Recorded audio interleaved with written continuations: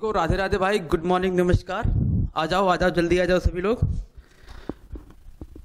आज आपके PGT TGT का पार्ट 4 होने वाला है, कॉस्ट अकाउंटिंग का पार्ट 4 होने वाला है, जिसमें हम आज आप देखेंगे सीमांत लागत का पार्ट, सीमांत लागत, मार्जिनल कॉस्ट। आज हम देखने वाले हैं, मार्जिनल कॉस्ट देखने वाले हैं, ठीक है।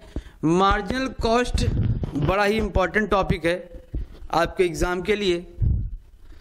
तो मार्जिनल कॉस्ट में आज हम देखेंगे थ्योरी पोर्शन, और अगर टाइम बचा तो हम एक दो क्वेश्चन सॉल्व करेंगे।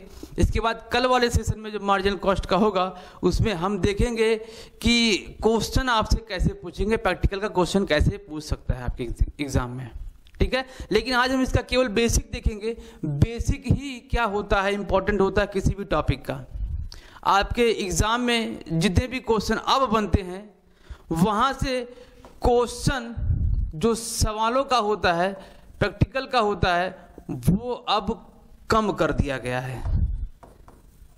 किसी भी एग्जाम को देख लीजिए आप, चाहे आपका किसी भी स्टेट का हो, आप देखिएगा उसमें जो प्रैक्टिकल वाले क्वेश्चन होते हैं बस 2, 3, 4 ही होते हैं। और प्रैक्टिकल का क्वेश्चन होता है लेकिन वो कॉन्सेप्ट होते हैं जो उसके बेसिक होते हैं, वहाँ से क्वेश्चन निकाल के आपसे पूछ लिया जाता है, ठीक है। तो हम प्रैक्टिकल पे ज़्यादा ध्यान नहीं देंगे। प्रैक्टिकल का जो बेसिक होता है, सिंपल वाला पोर्शन होता है, उस पर हम ध्यान देंगे और एक आध दो क्वेश्चन उसको सॉल्व करते हुए चलेंगे। लेकिन जो इसके बेसिक्स होते हैं, जो कंसेप्ट होते हैं, जो टर्म होते हैं, वहाँ से क्वेश्चन आपको बार बार पूछ रहा है, हम उसी पर चर्चा करेंगे। चलिए देखते हैं कि मार्जिनल कॉस्टिंग होता क्या है, मार्जिनल कॉस्ट क्या होता है। इसका जो पहला पॉइंट है वो देखते हैं हम लोग, क्या होता है भाई।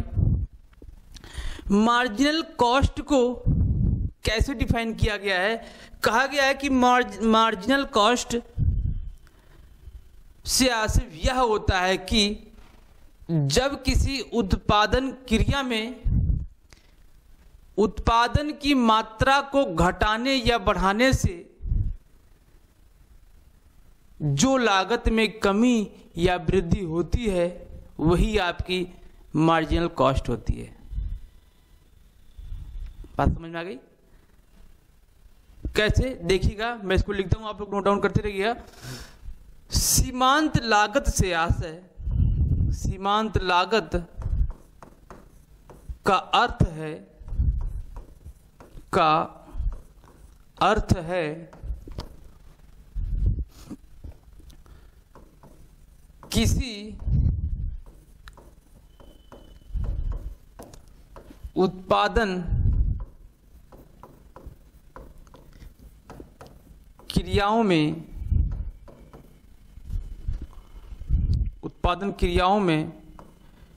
उत्पादन की मात्रा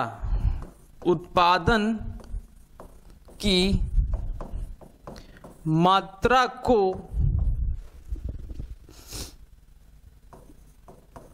बढ़ा या घटा दिया जाए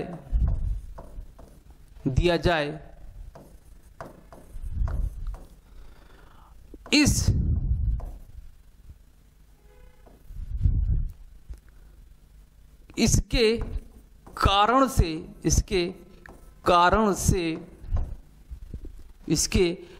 से उत्पादन की लागत में जो कमी या वृद्धि होती है उसे सीमांत लागत कहते हैं, उसे सीमांत लागत कहा जाता है। बात समझ में आई? देखिए कैसे, मैं एक एग्जांपल लेता हूं। मैंने ये कहा कि आप किसी फैक्ट्री में डेली 10 यूनिट बनाते हैं। क्या बनाते हैं? डेली आप 10 यूनिट बनाते हैं, और इस 10 यूनिट का खर्चा कितना आता है? मान लेते हैं कि 1000 रुपये आती है। डेली का खर्चा आपका 1000 रुपये है, और कितना बना रहे हैं आप? 100 यूनिट आप बना रहे हैं डेली। अब क्या हुआ कि आपने जब इसको चेंज किया, चेंज कैसे होगा मेरे भाई? चेंज होगा आपने या तो लेबर बढ़ा लिया होगा या तो आपने तकनीकी अच्छा प्रयोग किया होगा। आपने क्या किया, 10 की जगह 100 की जगह 110 यूनिट बनाया एक दिन में। अब क्या हुआ, अमाउंट चेंज होकर कितना हो गया? 1100 रुपये हो गया, 1100 रुपये हो गया। तो ये जो 10 यूनिट का चेंज है, 10 यूनिट का चेंजेस कितना? 100 रुपये हुआ है। यही आपका क्या है? मार्जिनल कॉस्ट है। उम्मीद है कि समझ में आया होगा। क्या कह रहा है कि सीमांत लागत का अर्थ है किसी उत्पादन क्रियाओं की उत्पादन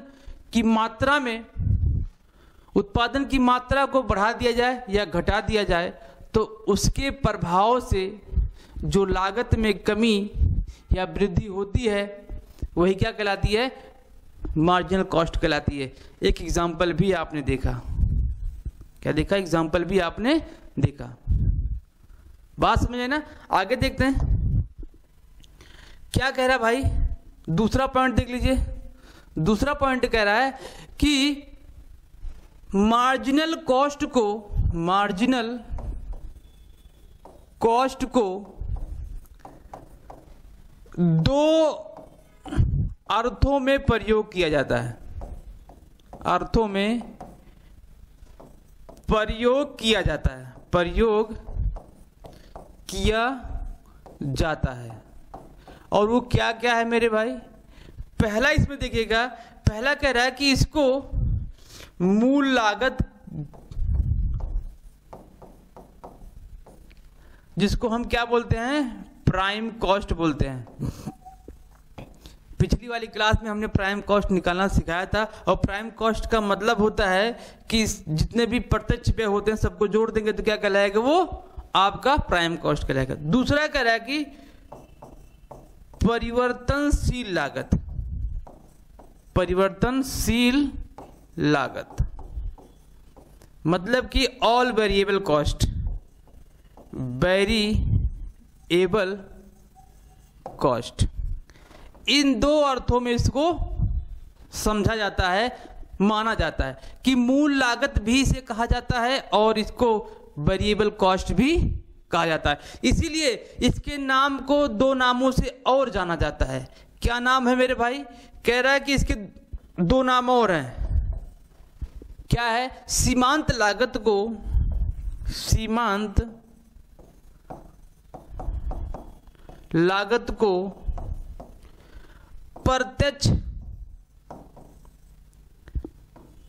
प्रत्यक्ष लागत विधि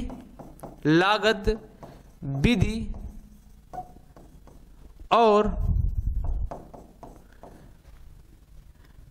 परिवर्तनशील लागत विधि भी कहा जाता है,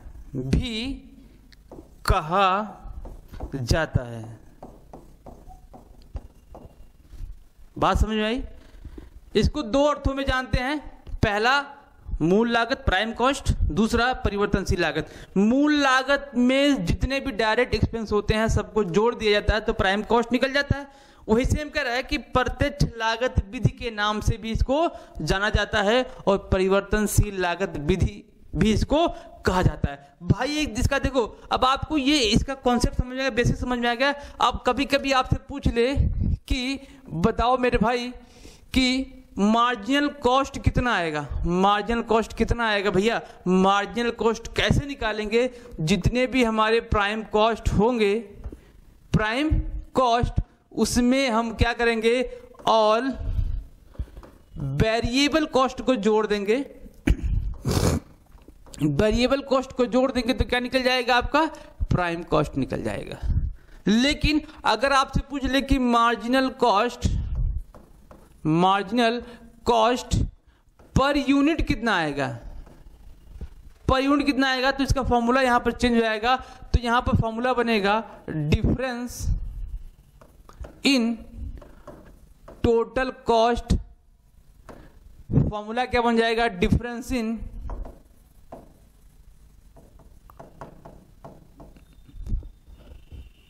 टोटल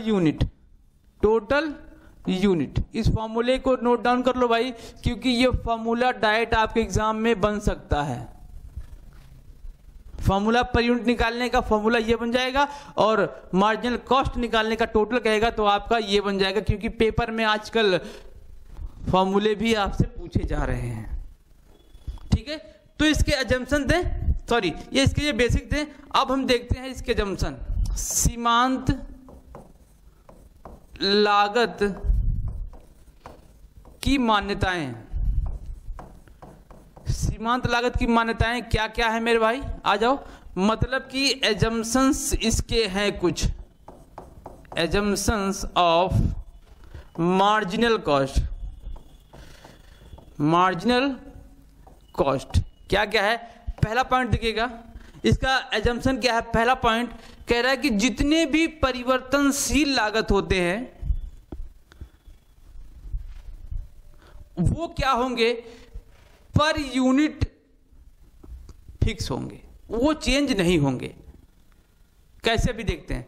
लेकिन ये भी कह रहा है कि जितने भी हमारे परिवर्तनशील लागत होते हैं उन लागतों का परिवर्तन भी होता है एक निश्चित अनुपात में। जैसे जैसे उत्पादन की मात्रा बढ़ेगी उसी रेशियो में आपका परिवर्तनशील लागत भी बढ़ेगा। लेकिन पर यूनिट वेरिएबल कॉस्ट क्या होगी, परिवर्तित नहीं होगी, वो सेम रहेगी। पहला जंक्शन। दूसरा जंक्शन कह रहा है कि जितने भी हमारे फैक्ट्री कॉस्ट होते हैं, सेलिंग एंड डिस्ट्रीब्यूशन और एडमिनिस्ट्रेटिव एक्सपेंस होते हैं, उन सबको स्थिर और परिवर्तनशील लागत में उसको विभाजित किया जाएगा। बात समझ आई। तीसरा कह रहा है कि जितने भी हमारे फिक्स कॉस्ट होंगे वो फिक्स ही रहेंगे, वो चेंज नहीं होंगे, तो आपको भी पता है। लेकिन अगर बात किया जाए कि पर यूनिट फिक्स कॉस्ट क्या होता है, जिसे हम एवरेज कहते हैं, उस एवरेज को अगर देखेंगे तो जैसे जैसे आपके उत्पादन की मात्रा बढ़ेगी आपका स्थिर लागत क्या होगा, वो परिवर्तित होता रहेगा। जैसे आपकी स्थिर लागत सपोज मान लेते 10,000 रुपये है और आप कितना यूनिट प्रोड्यूस करते हैं, 100 यूनिट। आप 10,000 में 100 से डिवाइड कर देंगे तो जो अमाउंट निकल के आएगा वो आपका फिक्स रहेगा। लेकिन जैसे आपने 100 से ज़्यादा 150 यूनिट बनाया, क्या स्थिर लागत चेंज होगी? नहीं, वो चेंज नहीं होगी, वो 10,000 ही रहेगी। अब 10,000 में 150 से भाग करेंगे तो वहां पर क्या हुआ, आपका स्थिर लागत पर यूनिट वहां पर चेंज हो जाएगा। तो आपका फिक्स कॉस्ट चेंज नहीं होगा, वेरिएबल कॉस्ट भी चेंज होगा अकॉर्डिंग टू योर क्वांटिटी। चलिए इस सबको नोट डाउन करते हैं। पहला कह रहा है कि कारखाना लागत कॉमा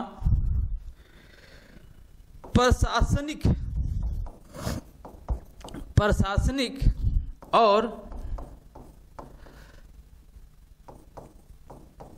बिक्री एवं वितरण लागत को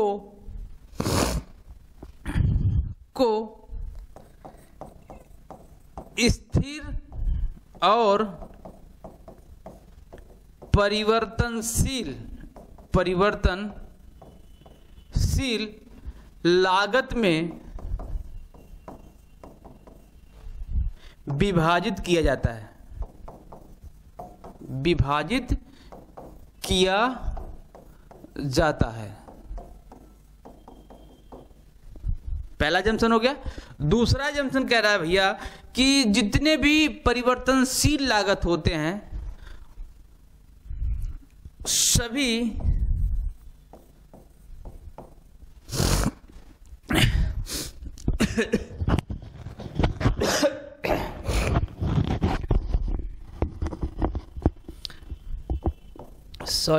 सभी उत्पादन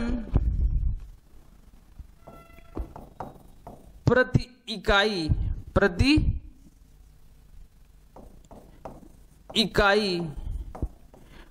परिवर्तनशील लागत मतलब कि वेरिएबल कॉस्ट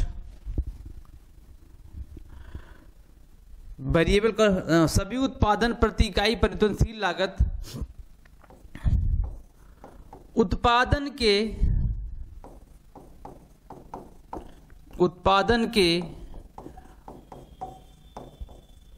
सभी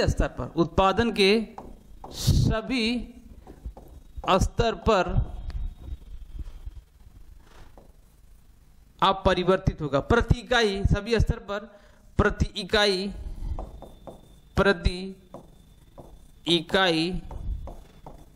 अपरिवर्तित होगा तथा उत्पादन की मात्रा के अनुसार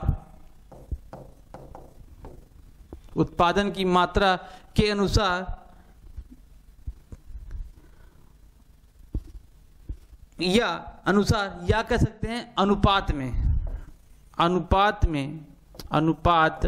में वृद्धि या कमी होगी, अनुपात में बढ़ेगी।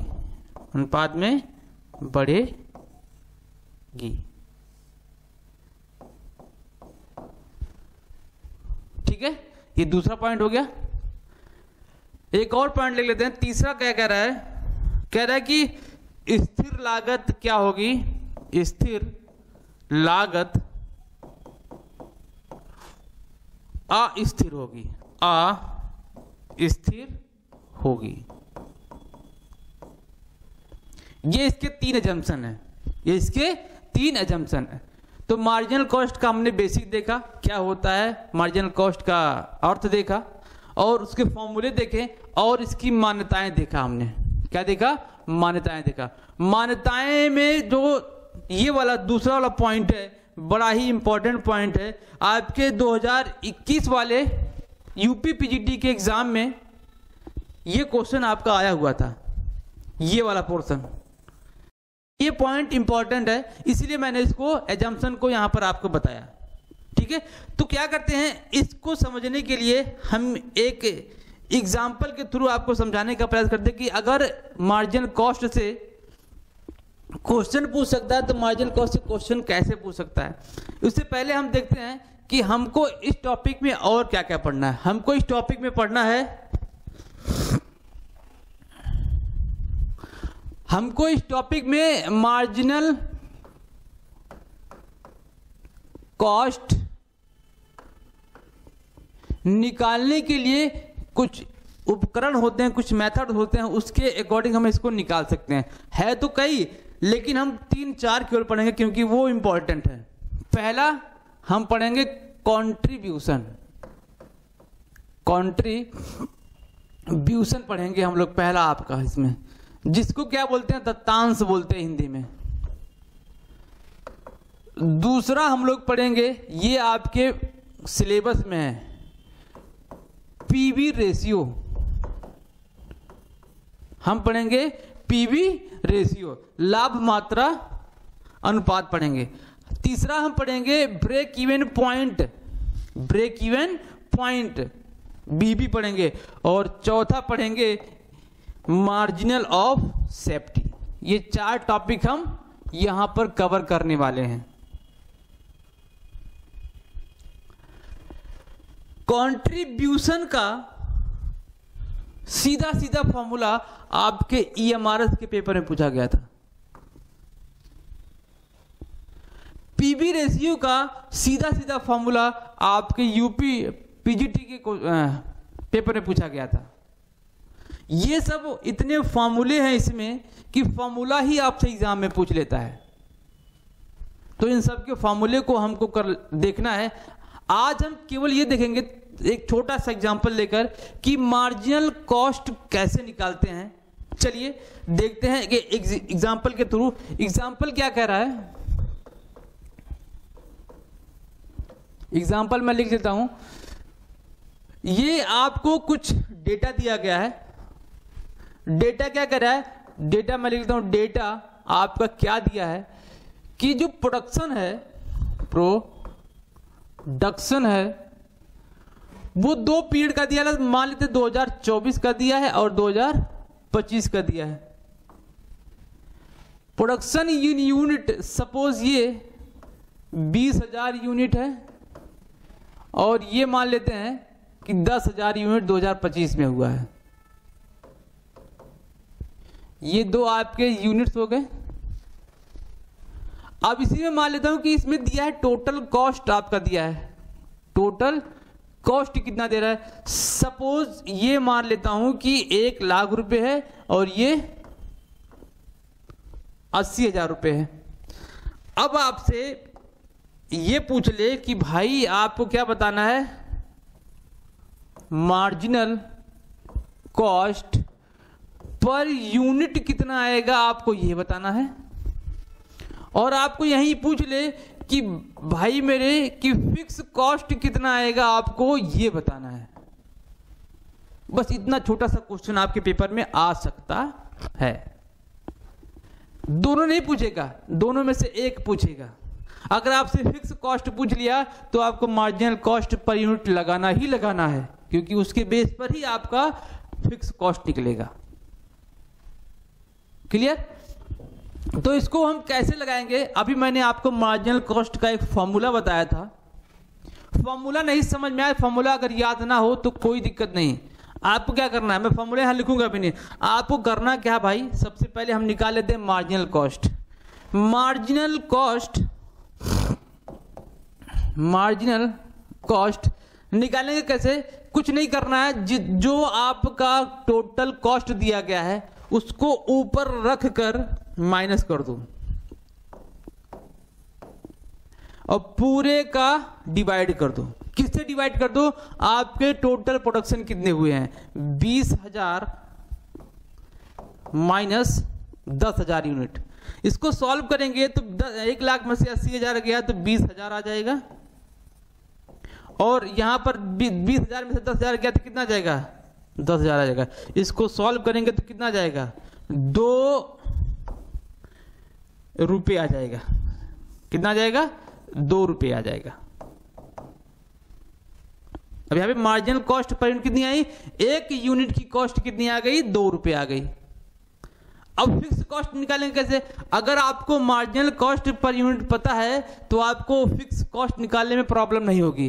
क्या करेंगे, जितना आपका टोटल कॉस्ट दिया गया है, यूनिट दिया गया, ये फिक्स कॉस्ट निकालने के लिए हम सेकंड वाले डेटा को यूज नहीं करेंगे। हम क्या करेंगे, पहले वाले ही डेटा को यूज करेंगे और दूसरे वाले डेटा को हम यूज नहीं करेंगे। बात समझ में आई? ठीक है, चलो आ जाओ। कैसे निकालेंगे, हम यहां निकाल लेते हैं फिक्स कॉस्ट। कैसे निकालेंगे, आ जाओ, चलो ये भी सीखते हैं। फिक्स कॉस्ट कैसे निकालेंगे, निकाल लो भाई। फिक्स कॉस्ट, जितना आपका टोटल कॉस्ट आया है, क्या आया है, टोटल कॉस्ट आया है कितना, 1 लाख रुपए।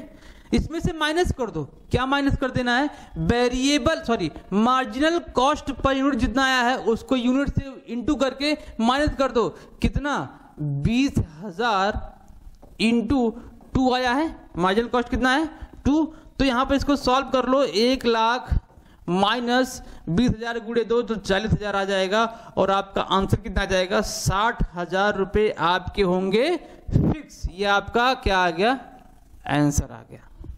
1 मिनट भी सवाल को लगाने में नहीं लगेगा, बस आपको तरीका पता होना चाहिए। बस ना तो यहां पर आपको कुछ याद करने की जरूरत है, फॉर्मूला याद करने की जरूरत है, ना तो कुछ याद करने की जरूरत है। ठीक है, फॉर्मूला नहीं याद करना है मार्जिनल कॉस्ट में, लेकिन फॉर्मूला भी याद कर लेना, क्योंकि आपसे डायरेक्ट एग्जाम में फॉर्मूला ही पूछ सकता है। तो आपको क्या करना है, टोटल कॉस्ट में से टोटल कॉस्ट को माइनस कर देंगे, किसके हिसाब से? ईयर के हिसाब से। 2024 में से 2025 को माइनस कर देंगे, डिवाइड कर देंगे यूनिट से माइनस करके, तो आपका मार्जिनल कॉस्ट पर यूनिट निकल जाएगा। और टोटल कॉस्ट में से जो आपका निकला, टोटल कॉस्ट में से मार्जिनल कॉस्ट पर यूनिट से यूनिट को इंटू करके माइनस कर देंगे तो आपका फिक्स कॉस्ट निकल जाएगा। ठीक है, आज का सेशन इतना इंपॉर्टेंट है जो आपको नेक्स्ट क्लास में दिखेगा, क्योंकि ये सब बेस हैं जो आपको contribution, break even point, PV ratio, और एक और मैंने लिखा था पीवी रेशियो लिखा था, मार्जिन ऑफ सेफ्टी, ये चारों निकालने के लिए ये बेस ही काम देगा। ठीक है,